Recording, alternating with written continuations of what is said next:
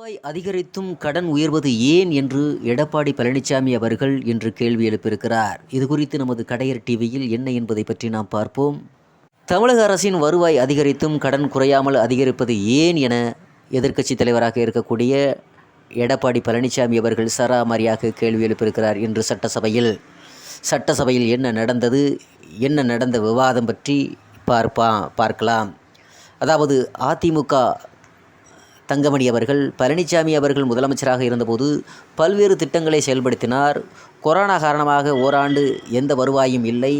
இவற்றை எல்லாம் சமாளித்து 10 ஆண்டுகளில் 3.50 லட்சம் கோடி கடன் மட்டும்தான் வாங்கியிருந்தோம்.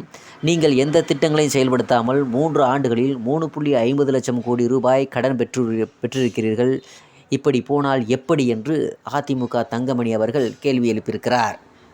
இதற்கு பதிலளிக்கும் வகையில் அமைச்சர் ஏவா வேலு, கடந்த 3 ஆண்டுகளில் சமூக நலன் சார்ந்து பல்வேறு திட்டங்களை நிறைவேற்றியிருக்கிறோம். மக்கள் நலனுக்காக கடன் வாங்கப்பட்டிருக்கிறது. எதிர்க்கட்சி தலைவர் பழனிசாமி அவர்கள் அதிமுக ஆட்சியில் பல திட்டங்களை கொண்டு வந்தோம். நீங்கள் கடன் வாங்கி எந்த பெரிய திட்டத்தை கொண்டு வந்திருக்கிறீர்கள்? கடன் வாங்குவது தவறல்ல, ஆனால் அதிக கடன் வாங்கியிருக்கிறீர்கள் என்று பேசியிருக்கிறார். அமைச்சர் தங்கம் தென்னரசு அவர்கள், திமுக ஆட்சியில் செய்த திட்டங்களை புத்தகமாக போட்டுள்ளோம். கடன் கட்டுக்குள் உள்ளது. வருவாய் பற்றாக்குறையை குறைக்கவும் வருவாயை பெருக்கவும் அரசு அனைத்து முயற்சிகளும் எடுத்து வருகிறது. நிதி மேலாண்மை சிறப்பாக இருக்கிறது என்று திமுக அமைச்சர் தங்கம் தென்னரசு கூறினார். பழனிசாமி அவர்கள் உடனே எந்திரிச்சு, திமுக ஆட்சிக்கு வந்தபின் வரிகள் உயர்த்தினீர்கள், இதனால் வருவாய் அதிகரித்தும் கடன் அதிகரிக்கிறது. வருவாய் அதிகரிக்கும் போது கடன் குறைய வேண்டும். நிதி மேலாண்மை குழு போட்டீர்கள். இது தொடர்பான விவரம் பட்ஜெட்டில் இல்லை என்று அதிமுகவின் எதிர்க்கட்சித் தலைவர் பழனிசாமி கேள்வி எழுப்பினார். அதற்கு தங்கம் தென்னரசு அவர்கள், மத்திய அரசிடமிருந்து வர வேண்டிய வருவாய் வரவில்லை, வருமானத்தை கூட்ட நடவடிக்கை எடுத்திருக்கிறோம் என்று கூறியிருக்கிறார். இபிஎஸ் அதாவது எடப்பாடி பழனிசாமி அவர்கள், ஜிஎஸ்டி வருவாய் அதிகரித்துள்ளது, பல திட்டங்களை அறிவித்துள்ளதாக அமைச்சர் வேலு தெரிவித்திருக்கிறார்.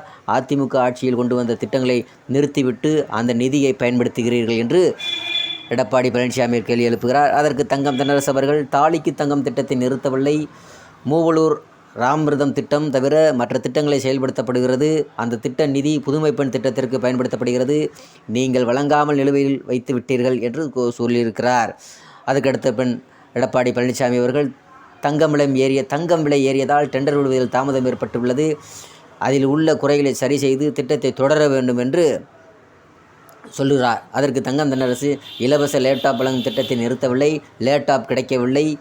உடனே இபிஎஸ் அவர்கள், அந்த திட்டம் மீண்டும் தொடருமா என்று கேள்வி எழுப்புகிறார். அதற்கு தங்கம் தென்னரசு அவர்கள், நிதி நிலைமைக்கு ஏற்ப முடிவு எடுக்கப்படும் என்று இன்று சட்டசபையில் தங்கம் தென்னரசு அவர்கள், ஏவா வேலு அவர்கள், எடப்பாடி பழனிசாமி அவர்கள், அதிமுகவுடைய தலைவர் தங்கமணி அவர்களெல்லாம் இன்று நடந்த விவாதத்தில் பயங்கரமாக பேசியிருக்கிறார்கள்.